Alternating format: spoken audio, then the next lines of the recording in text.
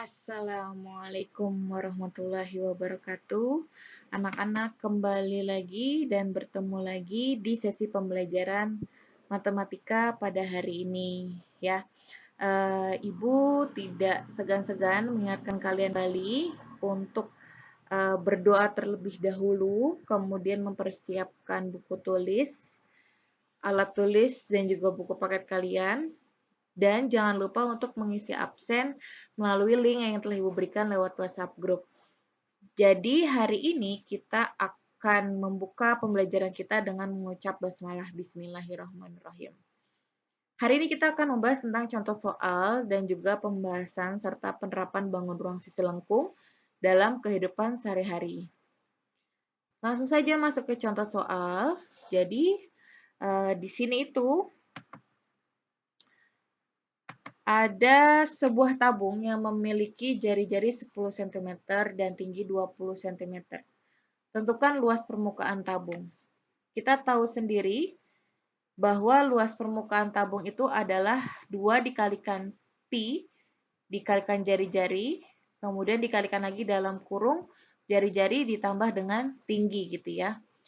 Nah, jadi karena di sini jari-jarinya itu 10 cm, maka pi yang kita gunakan adalah 3,14. Kita masukin angkanya. 2 dikalikan 3,14 dikalikan 10.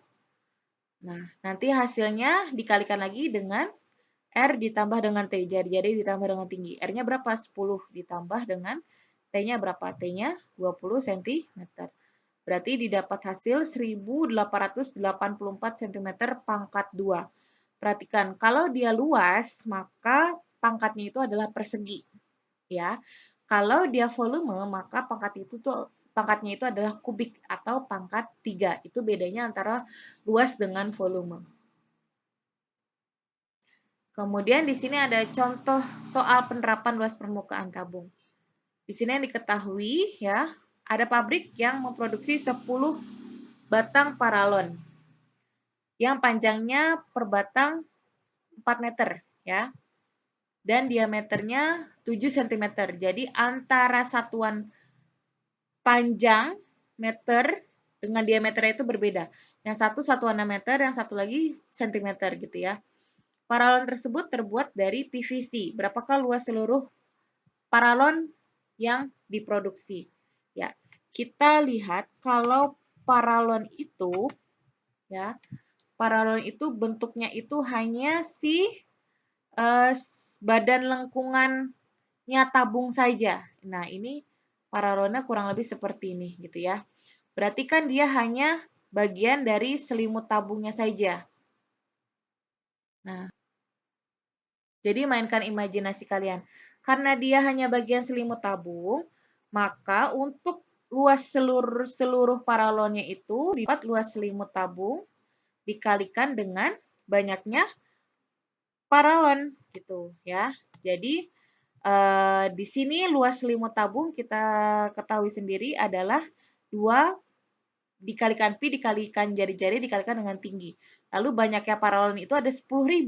Berarti caranya 2 dikalikan dengan pi-nya kenapa 22/7, Bu? Ya, kenapa 22/7? Karena 7 itu merupakan kelipatan 7 gitu ya. 0,07 juga bisa dibagi 7, makanya di sini kita pakai pi-nya 22/7 dikalikan dengan jari-jari. Karena di sini yang diketahuinya diameter, maka untuk mencari jari-jari kita harus dibagi 2 gitu ya, diameter dibagi 2. Berarti untuk mencari jari-jari caranya diameter dibagikan dengan 2. Jangan lupa ini ya. Jadi 0,07 dibagi 2 dikalikan dengan tingginya 4 meter, panjang paralon sama dengan tingginya ya, dikalikan dengan 10.000 banyaknya paralon. Jadi didapat hasil 8.800 meter persegi. Jadi ini bisa dicoret ya, 22 bagi 2 kan 11 gitu ya. Tinggal 2 kali 11 kali 0,07 kali 4 kali 10.000 dibagi 7 gitu. Jadi didapat hasil 8.800 meter persegi. Kemudian di sini diketahui tentukan volume tabung yang berjari-jari 10 cm dan tinggi 20 cm gitu ya. Oke, tunggu sebentar. Ibu hapus dulu. Oke. Nah, di sini yang diketahui adalah jari-jari tabung 10 cm, tingginya itu 20 cm. Yang ditanya adalah volume tabungnya. Kita ketahui bahwa volume tabung itu rumusnya Pi dikalikan jari-jari kuadrat dikalikan dengan tinggi. Berarti tinggal masukin saja angka-angkanya ya. 3,14 dikali 10 kali 10 kali 20 mendapat hasil 6.280 cm kubik. Kalau pangkat 3 dibacanya kubik. Contoh penerapan volume tabung. Jadi di sini ada soal, sebuah tandon air dengan diameter 70 cm dan tinggi 1 meter. Nah, perhatikan ini satuannya berbeda ya, yang 1 cm dan 1 meter. Penuh berisi air. Air dalam drum tersebut digunakan untuk menyiram kebun sehingga tinggi air dalam tandon menjadi 60 cm. Berapa literkah volume air yang digunakan untuk menyiram kebun? Nah, jadi di sini diketahui diameter tandon 70 cm, maka jari-jarinya 35. Dapat dari mana, Bu? Jari-jari sama dengan diameter dibagi 2, berarti 70 dibagi 2 hasilnya 35. Nah, inilah ya, 35 dapatnya dari situ. Tinggi tandon 1 meter. Nah, berarti satuannya harus dirubah jadi sentimeter. 1 meter sama dengan 100 cm. Tinggi air setelah digunakan menjadi 60 cm. Nah, tinggi air yang digunakan itu 60 cm. Berarti sisanya berapa? Ya, sisanya adalah 40 cm. Didapat dari mana? Ya, tinggal kurang aja 100. Yang awalnya penuh full, 100 dikurang 60. Didapatlah 40 gitu ya. Yang ditanya adalah volume air untuk menyiram kebun. Nah, jadi volume air untuk menyiram kebun berarti Pi dikalikan R pangkat 2 dikalikan T yang tinggi air yang terpakai gitu ya. Berarti Pi-nya itu karena dia R-nya 35, 35 bisa dibagi 7, berarti Pi-nya itu kelipatan 7, yaitu 22/7. Dikalikan dengan 35, R pangkat 2, berarti R dikali R gitu ya. 22/7 dikalikan 35 dikali 35 dikali 40. 35 bagi 7 berapa? 5 ya, berarti tinggal 22 kali 5 kali 35 kali 40. Didapat hasil 154.000 cm kubik. Nah, karena yang ditanyakan liter, berarti ubah ke liter sama dengan desimeter pangkat 3. Berarti cm ubah ke dm gitu ya. Berarti didapat hasil 154 dm pangkat 3. dm sama dengan liter. Berarti hasilnya 154 liter. Berikutnya, tentukan luas permukaan kerucut yang berjari-jari 7 dan tingginya 24 cm. Kita tahu luas permukaan kerucut itu ya dia adalah pi R dikalikan R tambah S. Karena S-nya di sini belum ada ya, maka kita harus cari S dulu. Cari S-nya gimana, Bu? Pakai rumus Pitagoras ya. Jadi S sama dengan pangkat 2 ditambah T pangkat 2. Berarti R-nya berapa? 7. Masukin angka 7-nya. Akar dari 7 pangkat 2 ditambah 24 pangkat 2 gitu ya. Karena tingginya 24. 7 pangkat 2, 49. Tambah 24 pangkat 2. 24 kali 24, 576. Berarti didapat hasil akar dari 625. Berarti S-nya adalah 25 gitu ya. Udah deh, tinggal cari luas permukaan kerucutnya. Jadi masukin Pi-nya. Karena R-nya 7, kelipatan 7. Pi-nya 22/7. 22/7 dikalikan dengan 7. Dikalikan lagi dalam kurung 7 ditambah 25. Berarti 7 bagi 7 sisa 22 ya. 22 dikalikan 7 tambah 25, 32. Didapat hasil 704 cm pangkat 2. Nah, contoh soal penerapan luas kerucut.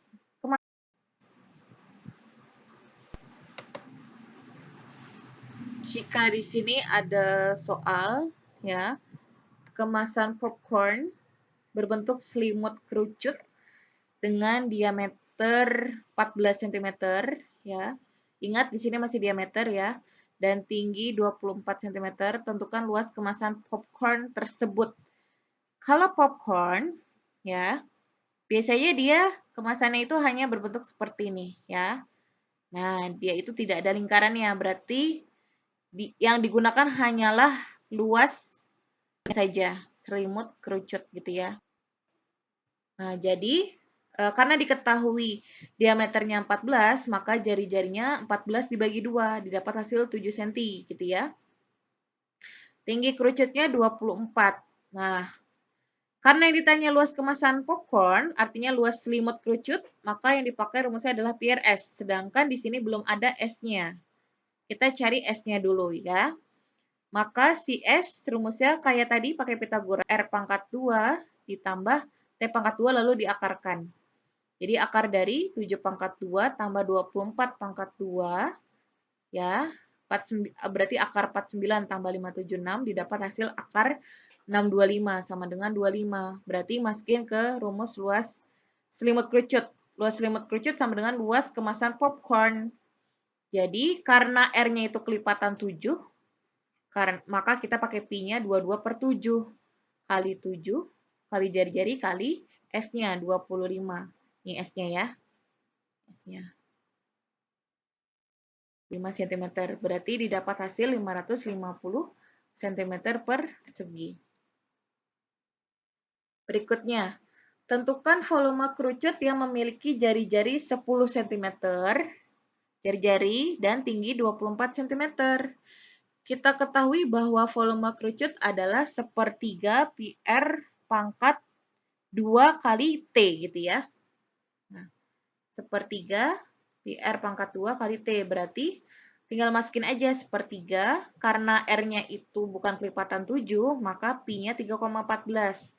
Kali 10 kali 10. Kenapa? Karena R-nya pangkat 2. Dikalikan dengan 24. Berarti didapat hasil 2512 cm pangkat kubik. Pangkat 3 karena dia volume. Contoh soal penerapan volume kerucut ya. Jadi Ibu Aisyah di sini buat nasi tumpeng. Tumpeng itu berbentuk kerucut dengan jari-jarinya 14 cm dan tingginya itu 48 cm. Tentukan volume nasi tumpeng Ibu Aisyah. Berarti kalau jari-jari R ya, R-nya 14, tingginya itu 48. Yang ditanya volumenya, tinggal masukin berarti. Lihat, R-nya 14. Oh, dia kelipatan 7. Berarti pi-nya 22 per 7. Sepertiga kali 22 per 7. Kali 14, kali 14, kali 48. Tingginya 48. Berarti 14 bagi 7 bisa kan? 2 ya. Kemudian 48 bisa dibagi 3. 48 bisa dibagi 3 berapa? Di sininya berarti 16 ya. 16. Berarti tinggal kalikan 1 kali 22, 22 kali 2, 24 kali 14 kali 16. Didapat hasil 9.856 cm kubik atau pangkat 3. Karena volume, jadi dia pangkat 3. Nah, di sini ada luas permukaan bola. Tentukan luas permukaan bola yang berjari-jari 10 cm. Nah, luas permukaan bola itu kita ketahui 4 kali pi r pangkat 2. Berarti 4 kali 3,14 karena R-nya itu bukan kelipatan 7, pi-nya 3,14 ya. Nah, dikali 10 kali 10 berarti didapat hasil 1256 cm pangkat 2. Karena dia luas permukaan, pangkatnya pangkat persegi atau pangkat 2. Sekarang penerapannya. Ada pabrik memproduksi 1000 bola plastik diameternya 21 cm gitu ya. Biaya yang diperlukan 50.000 per meter persegi. Tentukan biaya produksinya. Nah, berarti biaya bola, banyak bola yang diproduksi 1000. Diameternya 21, biaya produksi per meter perseginya 50.000. Berarti kita cari dulu luas bolanya dikalikan dengan banyaknya bola. Nah, itu untuk mencari luas bola seluruhnya. Berarti luas bola 4 pi r pangkat kuadrat dikalikan 1000. 4 kali 22/7 ya. Dikalikan 21 dibagi 2. Karena dia diameter, makanya untuk mencari jari-jari, diameter dibagi 2 gitu ya. Dikalikan 21 dibagi 2, dikalikan 1000. Berarti didapat hasil 1.386.000 cm pangkat 2. Karena di sini yang diketahui biaya produksinya adalah meter persegi, berarti ubah cm ke meter. Nah, didapat hasil 138,6 meter persegi. Itu luas bola seluruhnya. Berarti untuk mencari biaya produksi seluruhnya, berarti luas bola seluruhnya dikalikan dengan biaya produksi per meter persegi. Berarti 138,6 dikalikan dengan 50.000 biaya produksi per meter persegi. Didapat hasil 6.930.000 rupiah untuk total seluruh biaya produksi. Kemudian tentukan volume bola yang berjari-jari 21 cm. Kita tahu ya, volume bola itu 4/3 pi r pangkat 3. Berarti 4/3 dikalikan pi-nya 22/7 karena r-nya itu kelipatan 7. 21 bisa dibagi 3, bisa dibagi 7, maaf. 21 dibagi 7 hasilnya 3. Kemudian dikalikan dengan jari-jarinya 21 kali 21 kali 21 didapatlah hasil 38.808 cm pangkat kubik atau pangkat 3 karena dia volume. Di sini ada ember berbentuk tabung, diameternya 35 ya. Berarti jari-jarinya belum diketahui ya, tingginya 50. Akan diisi air hingga penuh. Pengisian tersebut menggunakan gayung yang terbuat dari batok kelapa berbentuk setengah bola dengan diameter 14 cm.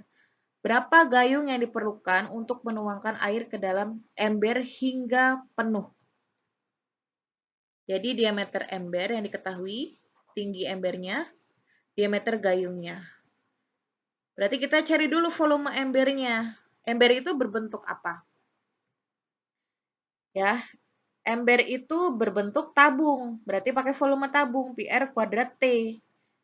Nah, kita lihat diameternya 35, berarti jari-jarinya berapa? Berarti 35 dibagi 2 kan? Nah, maka di sini 35 dibagi 2. Jadi pi-nya karena dia 35 bisa dibagi 7, maka pi-nya 22/7. 22/7 kali 35 dibagi 2 dikali 35 bagi 2 dikalikan tingginya 50. Nanti di sini 50 bisa dibagi 2 ya. Berapa? 25. Berarti nanti 35 juga bisa dibagi 7. Di sini 5 ya. 22 bisa dibagi 2. Di sini 11 ya. Berarti 11 dikalikan 5. Dikalikan 35. Dikalikan 25. Didapat hasil 48.125 cm pangkat 3. Nah, ini volume embernya. Lalu kita cari volume gayungnya. Nah, gayung itu berbentuk setengah bola ya. Berarti kita pakainya setengah dikalikan volume bola. Berarti 1/2 dikali 4/3 pi r pangkat 3. Nah, berarti kita masukin aja semua angkanya. Jari-jari bolanya berapa? Jari-jari gayungnya berapa gitu ya. Berarti karena diameternya 14, berarti R-nya sama dengan 14 dibagi 2. Di sini 7 ya. Nah, berarti 1/2 dikalikan 4/3 dikalikan pi-nya 22/7 karena dia R-nya kelipatan 7. Kali 7-nya sebanyak 3 kali karena di sini R pangkat 3. Kita coret yang bisa dicoret ya. 22 bisa dibagi 2, di sini 11 ya. Kemudian mana lagi yang bisa dicoret? Nah, kalau tidak bisa langsung dikalikan. 4 kali 11 kali 7 kali 7 ya dibagi 3. Hasilnya 718,67 cm pangkat 3. Jadi banyak gayung yang diperlukan adalah volume ember dibagi dengan volume gayung. 48.125 dibagi 718,67. Didapat hasil 66,96. Kita bulatkan saja jadi 67 gayung. Nah, itu untuk banyak gayung yang diperlukan. Oke, anak-anak, ingat pesan Imam Syafi'i, barang siapa belum baik, anak-anak, Ibu ingatkan sekali lagi, ingat pesan dari Bapak Imam Syafi'i yang pernah berkata, barang siapa belum merasakan pahitnya belajar, walau sebentar, maka akan merasakan hinanya kebodohan sepanjang hidupnya.